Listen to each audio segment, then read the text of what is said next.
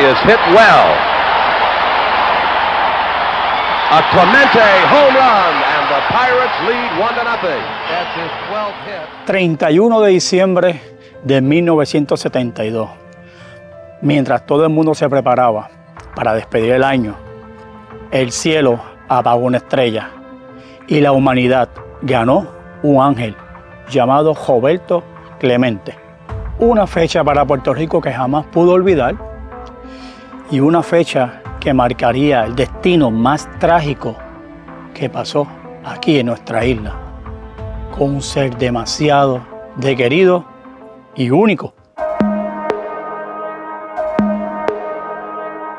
Roberto Clemente no solamente era un beisbolista, era un guerrero boricua, con un guante de oro y mucha expectativa y mucho ánimo de seguir representando nuestra isla. Tenía un corazón sin límites, con siempre esa ambición de dar lo mejor de él en cada cosa, o cada detalle, o cada jugada que representaba en ese parque de béisbol. Una leyenda de los Piratas de Pittsburgh, la cual fue el símbolo de ese equipo, de los mejores jugadores de época, el cual también él se destacó como el gran ser humano que fue. Su disciplina, su humildad y su gran deseo por vivir haciendo lo más que le gustaba. No murió jugando, no murió descansando, sino que murió haciendo lo más que le gustaba a él, que era simplemente ayudar. Y ese detalle lo hice todo, como persona, como deportista que fue, y en adición, sobre el gran corazón que tenía él para brindar a la humanidad. Su historia es de otro planeta. 12 guantes de oro como el mejor jardinero derecho de la historia. MVP de la Liga Nacional de 1966. MVP de la Serie Mundial de 1971. 4 títulos de bateo, 3,000 hits, algo increíble, que hasta los otros días fue que vinieron a romper ese récord. Y 2 series mundiales que definitivamente Latinoamérica, Puerto Rico y hasta el mismo Estados Unidos nunca van a olvidar. Era grande dentro del terreno, pero era aún más grande fuera del mismo. Sencillamente un ser excepcional.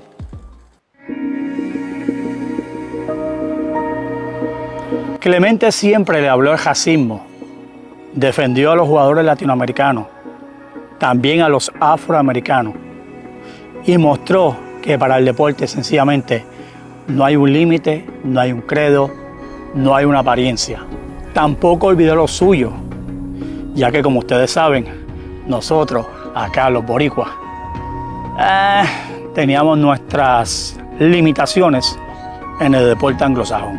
Tras su muerte, la MLB demostró lo que era. Era un modelo para la humanidad de lo que significa ser un ser humano y un excelente deportista. Que como él, no habían dos, tenemos que estar bien claros de eso.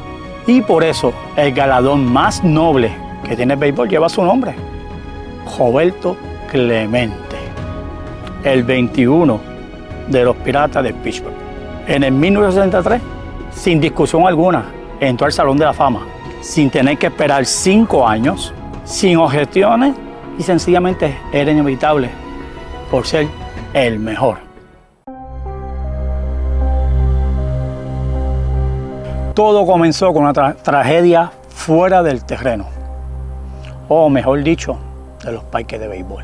El 23 de diciembre de 1972, un terremoto de 6.2 escala Richter azotó a nuestro hermano país, Managua, en Nicaragua, que en tan solo 30 segundos dejó de ser literalmente un lugar donde se podría vivir a sencillamente un lugar bajo escombros. Con réplicas de 5.0, 5.2, fue lo suficiente para lo poco que había quedado en pie terminó destruyéndolo, mejor dicho. Miles se quedaron sin nada, miles perdieron todo ese afán, que por cierto, sabrá Dios cuántos de ellos eran los fanáticos de Clemente y nunca se iban a imaginar que iban a verlo de una manera no la más adecuada y no poder hablar de esa visita que dio Clemente para extenderle la mano y la ayuda. Muchos sí se recuerdan de ese momento, pero los más afectados lamentablemente no. Y como dije anterior, el desastre no solamente destruyó esa región, sino que también destruyó toda la esperanza que lo más seguro tienen esas personas. O sus ganas de vivir, sus sueños fueron tronchados por un desastre de la naturaleza.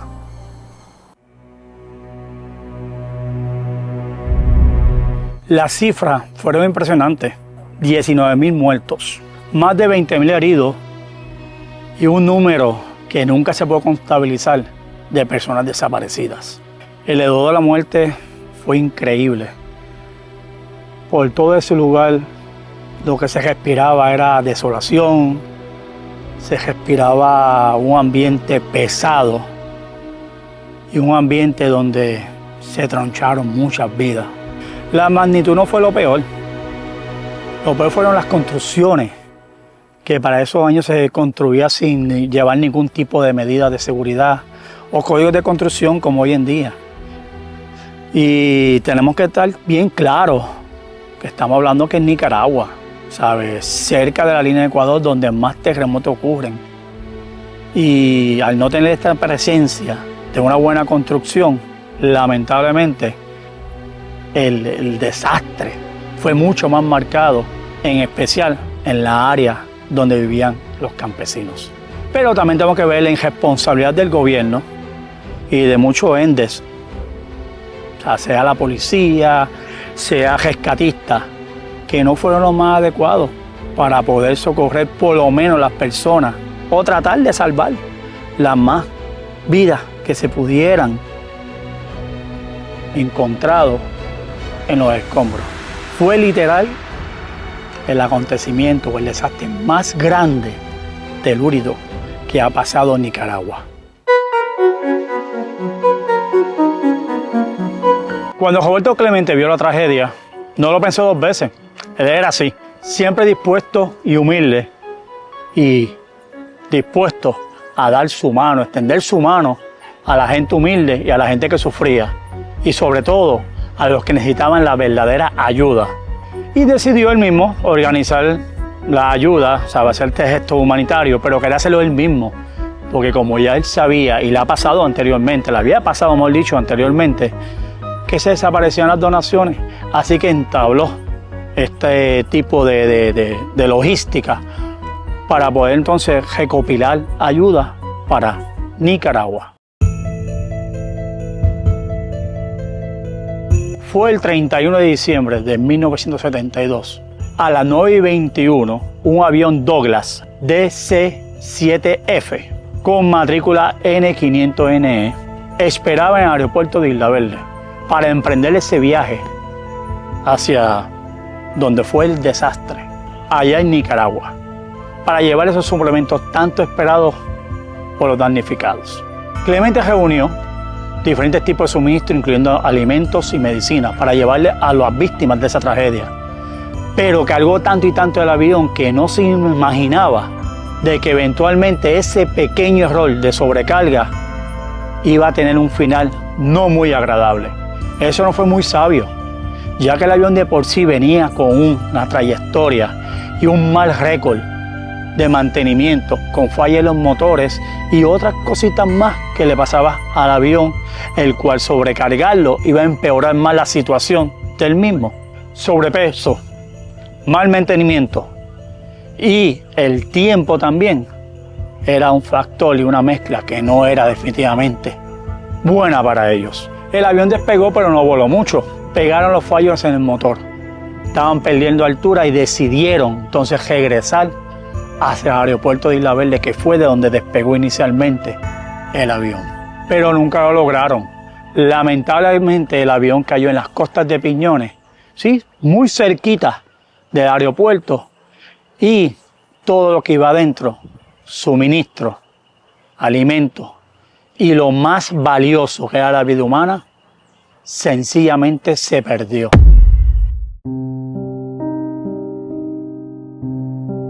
Y ahí terminó todo. El astro boricua, con el número 21 en su espalda, terminó ya su último hit, el cual también perdió su brillo en esa fatídica noche, lamentable por demás. Y con él la tripulación que lo acompañaba, otro héroe silencioso, que también marcaron la historia por tener ese corazón humilde y grandioso por querer ayudar a los demás. Fueron unas víctimas nobles del error humano, o de metidas de patas más bien de otras personas, al no tener el buen mantenimiento, esas máquinas que lo llevarían a hacer ese gran acto de nobleza. Puerto Rico lloró, Latinoamérica lloró, en fin, la historia lloró. Muchos sueños se apagaron con él, pero en su honor nació la Ciudad Deportiva Roberto Clemente, uno de tantos complejos deportivos que se han hecho en honor a él. Pero este específicamente fue uno de los primeros y de los más grandes para fomentar lo que vendría siendo el deporte en nuestra juventud. Pero, como todo en nuestra isla, básicamente se construyen cosas, no se da mantenimiento y se desmoronan como castillos de arena. La Ciudad Deportiva Roberto Clemente es un fiel ejemplo de la mala administración del gobierno y de los administradores privados del mismo complejo, y por eso terminó derrumbándose como un castillo de arena cuando las olas le dan. Incluso hubo una tremenda idea, digo yo, tremenda idea, que a través del malvete, o sea, el permiso de circulación de los vehículos aquí en Puerto Rico, se iba a sacar unos fondos de $5 para poder mantener este legado vivo, funcionando y dando ese soporte y ese apoyo a nuestros atletas, sin importar básicamente la modalidad de deporte que sea. ¿Y dónde terminó ese dinero? Bueno, yo tengo ya una idea de dónde pudo haber terminado, pero ustedes llegan a su propia conclusión. Usted sabe que estamos en Puerto Rico y lamentablemente aquí en nuestra isla el dinero no se ve o no tiene que llegar a donde se debe. Y lo cierto es que el legado de Roberto Clemente se merecía mucho más de lo que tenemos ahora mismo aquí. Pero el tiempo y la historia hablará por él. Al igual que todo este tipo de tragedias, la mayor parte pasan de noche. No sé si es pura casualidad o es cuando el destino pone al ser humano más vulnerable a reaccionar a estas situaciones. Pero la mayor parte de las que yo he documentado en este canal, que ha sido esta, la tragedia de Mameyes y la tragedia del Puente Santa Isabel, todas fueron de noche. Y si te interesa ver mucho más de estas historias, los invito a que se suscriban a este canal. Like, subscribe, eso es lo clásico que dicen los youtubers, y comenten ahí en la cajita de descripción. Pueden orientarme, pueden darme ideas de qué otro tipo de acontecimientos yo debería de hacer la historia en este canal para un futuro. Así que piensen, me escriben allá abajito, y bienvenidos si es la primera vez que vienes a este canal. Yo soy Jay Santi, de todo un poquito en un solo canal. Historia, blogging, comida, a quien no le gusta la comida, crítica social. Así que gracias por ver este contenido. Y no olviden, como dirían todos los youtubers, like, subscribe y share. Y hasta pronto, mi gente. A ver en qué otro recoveco nos metemos aquí en Puerto Rico, o simplemente de qué estaremos hablando. See you.